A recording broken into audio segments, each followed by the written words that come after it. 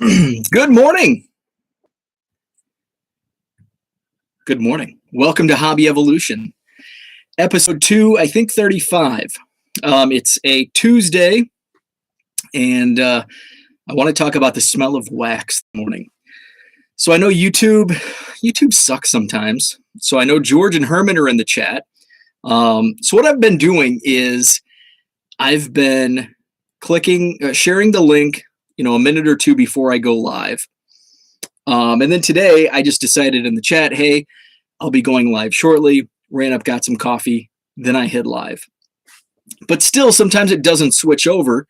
And what's up, Ryan? Sometimes YouTube doesn't switch over, and I've had this with several live shows that are scheduled about the cards or Hobby Hotline, where I'm waiting, and then all of a sudden I'm like, man, it's 3 minutes after. How come they're not on yet? And I'll hit refresh, or I'll click out, click back in, and boom, they've been live for 3 minutes. So I don't know. It's some weird YouTube glitch. So good morning.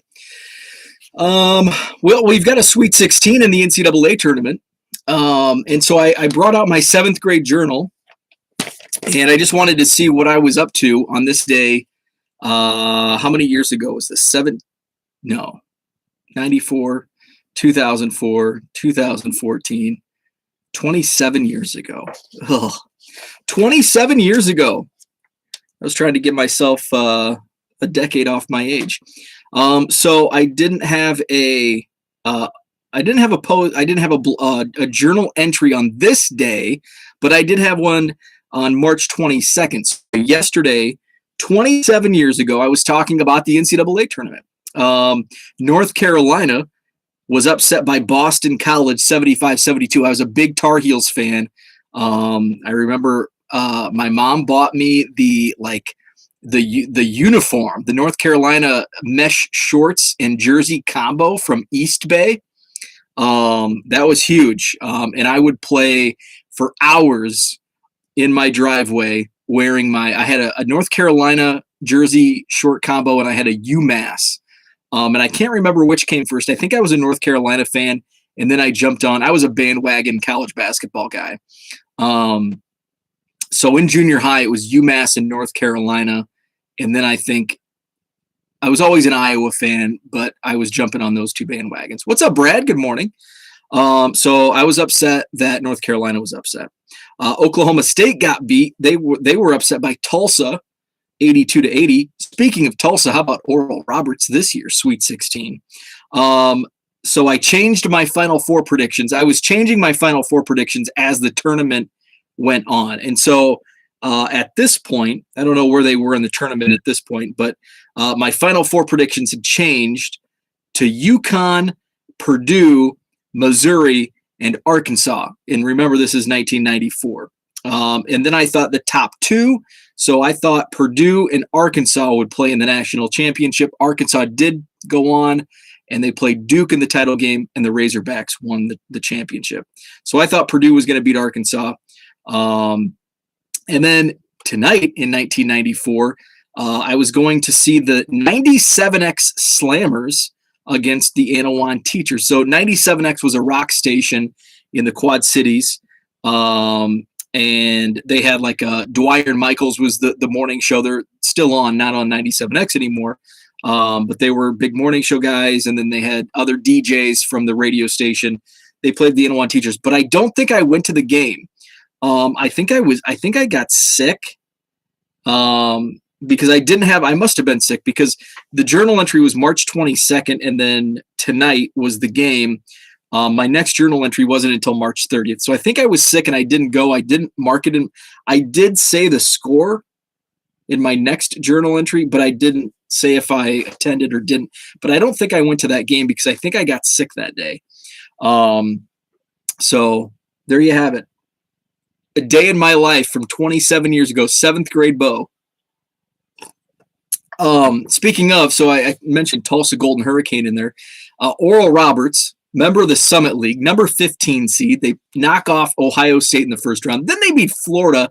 They're in the Sweet 16. So I'm thinking, I looked this morning because I didn't stay up and watch the last game or two. And I'm thinking, would there have been any bracket combination? And I'm thinking personally that I would have filled out with this Sweet 16. No way. And I don't think 1,000 brackets. If I would have filled out 1,000 brackets, I'm pretty confident 0 of 1,000 would have had this Sweet 16. Because if I filled out 100, at least 95 would have had Ohio State beating Oral Roberts in the first round.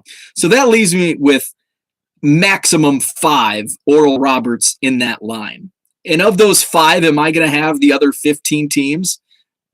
Highly unlikely. So just a wacky Sweet 16. And it seems like every year we say that. The tournament's so wacky this year. But if it's straight chalk, if all the top seeds win, man, it's so wacky. There were no upsets. What a wacky year. All the favored teams won. So it's always going to be wacky. It's always going to be crazy. But it does take a lot of stress watching the games when you're not betting on games and hoping X team beats Y team by more than 5.5 points. It's nice to have a bracket but not have any money involved. Although my wife and I are betting a night of sushi, and so far she's winning. So I'm on the hook for sushi if that plays out. So that's my tournament talk. So I wanted to talk about the smell of wax, and 2 reasons that I wanted to talk about the scent of baseball cards. Somebody actually tweeted this out a week ago or 2 weeks ago. They talked about the smell of wax. What's your favorite smell of a set? And they do have, and I anymore, maybe it's because I'm older and my sense of smell is going away. I don't know. But it doesn't seem like today's products have that smell that we grew up with. So my vote was 91 Upper Deck Football because it had that like foil smell. It wasn't gum. It wasn't wax, but it was that foil. And that was my first hobby box as a 9-year-old, Christmas 91 Upper Deck Football. And it still holds that sentimental part, but that smell of 91 Upper Deck. And I couldn't afford Upper Deck when I was a kid. So to have a 91 Upper Deck hobby box was just like, it was like I won the lottery. So that's what I voted for, the smell of wax. Another reason I bring that up is last night I stepped outside, taking the dog out before bed, and it's a very comfortable temperature in Wisconsin right now. It was probably 55 to 60 degrees last night at 10 p.m., which in March is great for this area. And I smelled the air, and it seems like when it's that crisp 55 to 60 degrees, it really brings out the smell of nature. And it smelled like there's certain smells that take me back. And I grew up in a small town, cornfield. I could see a cornfield out my kitchen window in my childhood home. And it was just a block down the street was farmland. So in the fall, like harvest, when the tractors were out, it just, you could smell that, the old corn that they're harvesting, and it's got the, what do you call whatever the outer shell. I should know this. I grew up in an ag community. But it just had that fall, and it reminded me of like, when I was younger, it reminded me of like a Monday night fresh soft football game or a Friday night varsity football game. When I was a kid, I grew up 2 blocks from the high school football field. So I would walk home, Husk. Thank you, Herman. Husk.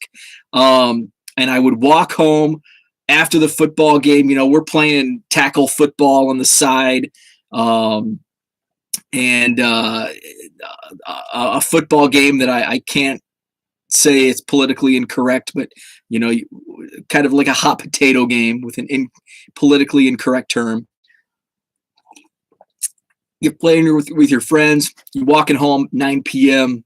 and the court actually from where our football field was, there was just one block of houses. So the football field is one of our town blocks, and then just across from the football field is a row of houses, and then their backyards were a cornfield. So you really got that fall corn husk harvest smell. So I walked out last night, took a deep breath. I smelled that smell. And I'm thinking, why am I smelling fall harvest in March? And then it came to me, it wasn't corn husks that I smell in fall, and I'm almost 39 years old, so I'm kind of dumbfounded that I didn't realize this. It was the smell of dirt and earth. It was a very earthy smell. It dawned on me just down the street. Gosh, it's probably probably a half mile, because I think our country blocks out here are 1 mile. So we're right in the middle between that road and that road. So half mile down the road, there was a couple old farmhouses that they tore down. They actually it was pretty cool. I in driving by, I caught there's a fire department just over here, and they had like these two old farmhouses were like an exercise for the local fire department, because they were going to tear them down, and they're putting up another subdivision and just another complex. So they're clearing that out. So yesterday I noticed when I was driving to the post office, they were moving a lot of earth. So as they were digging, and there's just piles of dirt everywhere, I think that subtle spring breeze wafted up, and I smelled the earth, and it was the smell of dirt. So it took me back to my, oh man, that smells like fall harvest. Smells like I was a kid. And it just kind of combined with the smell of wax, the tweet. George, I'm now picturing George down on the table sniffing packs of baseball cards. And also, I'm going to smell some wax today. Fingers crossed. It's delivered. 2021 Topps Heritage is scheduled. Last I checked, I haven't checked yet today. Last I checked, my 2021 Heritage Blasters should be delivered today. I have 3 of them coming from Target online. So I will do those live. I woke up early this morning and hammered out a bunch of packages. Last night, overnight sales were great. I woke up to 68 sales in the overnight hours. Sometimes it's absolutely crazy. There was a day last week or 2 weeks ago, I had over 100 sales between 10 p.m. and 6 a.m. And then the next day I had 3 in that same time period. It's just some of the eBay sales, and it's weird. I don't understand it. You get your retail before I get my hobby. And Brad, it's kind of worked like that a lot. There's been a lot of releases that retail is out before hobby. Topps flagship is a big one. Historically, Topps flagship has always been out before hobby. In years past, before the boom, I would even get in. Usually, my local vendor is, because just the schedule he has. He doesn't typically stock until Friday, so usually that's kind of our release day for retail new products. But a couple of years ago, he was stocking like a week ahead of time. Like like sometimes on a Saturday, I would see, like, if Topps was released on Wednesday, the Saturday or Monday before, there would be Topps on our retail shelves. There was a product, I think it was Chrome Update, a couple of years ago, and we were the first like place to have it live. Somebody had a listing. Somebody shared a listing, I think, in a Facebook group, and I checked it out on eBay, and the listing was Madison. I actually know the guy, John. Great guy. John was selling these. I'm like, well, shoot. So I ran down to my Target, and he left some for the kids. There were still some fat packs on the shelf, and I was like one of the first people on eBay with Chrome Update. I think it was 18 or 19 when that was. So George is not getting my chance to snort a line of 2021 Series 1 yet. Delivery didn't make it. That's a bummer. Hopefully my Heritage makes it today because I'm really jonesing to rip that. I am going to go live. I won't be on YouTube. I'll be on Twitter live. I think I talked about that yesterday, how it's just easier. I like to open the cards on the Rec Room floor. So that's kind of the plan is I'll do it on Twitter live. Just easier to go live so I don't have to take my whole setup out into the Rec Room. And it's just not, it's hard to open packs. I don't like opening. I'll open like a pack from time to time in this current setup. But I don't like to do like a box break or a blaster break. Herman with the quote. Herman, so last night on Herman's show, Herman and Ken were talking about flippers. And Ken last week on the show was talking about flippers and kind of his angst against flippers. And he kind of talked about it last night about how there's a difference in his opinion between like the sneakerhead flippers, the retail flippers that just go in, clear shelves and mark it up, than the flippers like me that go into a card shop, dig through a quarter box, and then sell cards for, hey, if I find a $10 card in a quarter box, you bet your rear end I'm going to go flip that. Now, if somebody wants to call me a flipper, I don't care. I don't take offense to that. And so Herman and Ken were talking about how, there's a difference between somebody who opens a pack of cards and sells it, or somebody that digs through a dime box and resells it at a higher price. Those aren't really flippers, or in his eyes, not the flippers he's talking about. And I won't name drop, but somebody in the chat said, I think you guys are wrong. And it's okay to disagree, but they're not wrong because it's their opinion. Opinions can't be wrong. And maybe I'll give this guy a benefit of the doubt. Maybe his spell check said, I disagree with you. Maybe he misspelled, I disagree with you. So I'll give it the benefit of the doubt. And maybe his autocorrect changed, I disagree with you to what he wrote, said you guys were wrong, because opinions can't be wrong. And so it kind of fired me up a little bit in the chat. I don't care if you call me a flipper, if he calls me a flipper. Technically it is. Like technically what I do is flip. I buy blaster boxes and I keep the Cubs, and guess what? I flip the rest.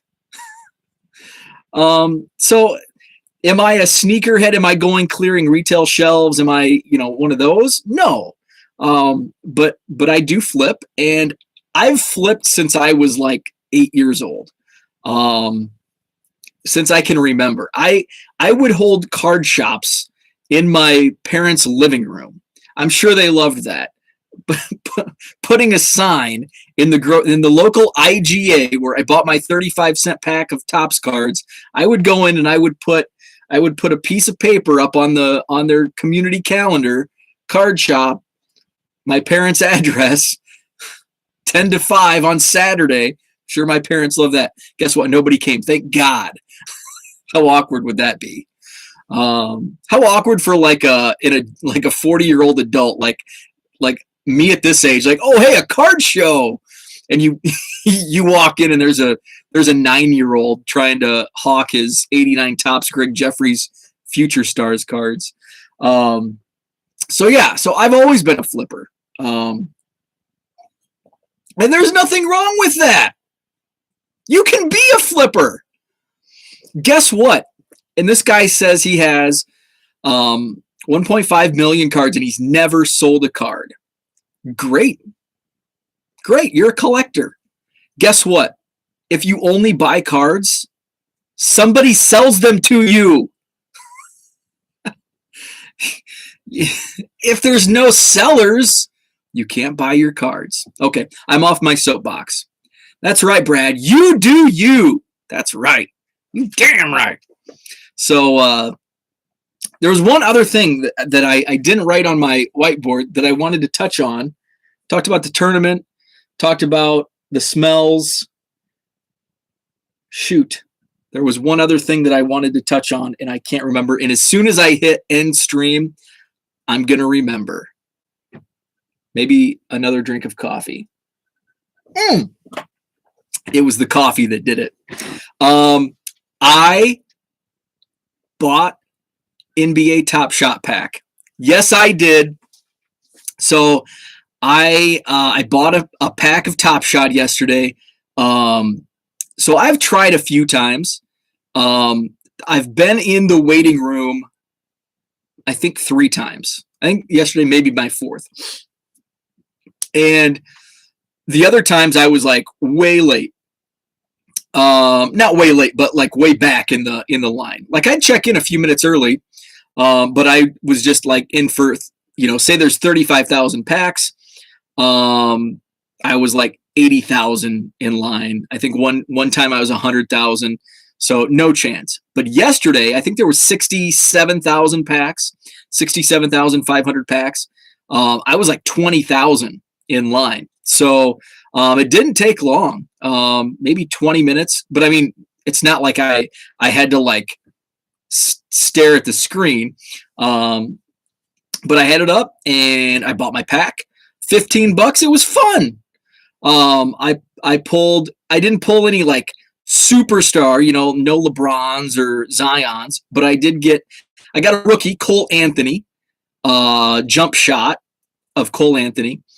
I got an insert, which I didn't realize it was an insert until this morning when Ivan told me. It was a Domantas Sabonis block, and it was a really low number, numbered 1,035 out of, I don't know, 35,000 or whatever. So it's a really low number, and it's an insert, which I didn't even realize it until Ivan told me, it could be $100 plus moment. Cool. I paid $15 for the pack. And then the others, Mike Conley jump shot, which it was a low number as well. It was like 1,500. All of them were pretty low numbered. I think only 1 out of 5 was kind of a high number. So I got Conley, Anthony, Sabonis, and 2 others. I can't remember. I think the other 2 were assists. But yeah, so I'm just gonna sit on them because I don't know what I'm doing. So I'm just gonna sit on them and figure it out. And if I get another chance at another pack, and I'll probably hold them just so if there's another drop where you have to have a X amount of moments, at least I have some, so I can get in on those packs. Because the last one they dropped like over the weekend, I couldn't because I didn't have any moments. I did have people offer me moments, but I respectfully declined just because this is a complete, here we go again, complete flip job for me. I'm only in Top Shot to try to make money. So I appreciate the offers, but I'll take my turn, and it worked out for me. I waited my turn, was able to get a pack, so now I'm sitting on some Top Shot moments. George was sleeping. Sorry, George. So it was 2 p.m. here, so that would have been, I'm trying to do the math, 2 a.m.? Is it 12 hours difference? George has never been above 115,000 in line. Wow. I think in the 4 waiting lines I've been in, I think I've been above 100,000. I think 3 out of the 4. I think only one time I was over 100. I was like 120,000 or somewhere around there. The very first time I was like 80,000, but it was for like 35,000 packs. The last time I think the last time was 120,000. And I think the first 2 times I was in like the 60,000 to 80,000 range. And I've been in the waiting room almost 2 hours pre-drop.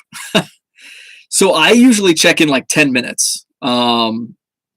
Yesterday was 4 a.m. Okay. So yeah, I checked in about 10 minutes. And it was like perfect timing. Like I was checking my email and realized, oh crap. And I looked at the clock. It's like, it's 10 to 2 or whatever time. Yeah, it was 2 o'clock when the drop. It's 10 to 2. I'm going to get in the waiting room. So got my top shot. So thanks for tuning in. Thanks for chatting. Check out Brad. He is coming up next. Texas Card Dude channel. Have a great Tuesday, and check me out on Twitter. Hopefully my Heritage Blasters get delivered today, and I'll go Twitter live. If they get delivered through the day, it'll be like right at 4:30, between 4:30 and 5 o'clock. So I'll be Twitter live with the Heritage Blasters if those are in fact delivered today. So thanks, and have a great Tuesday.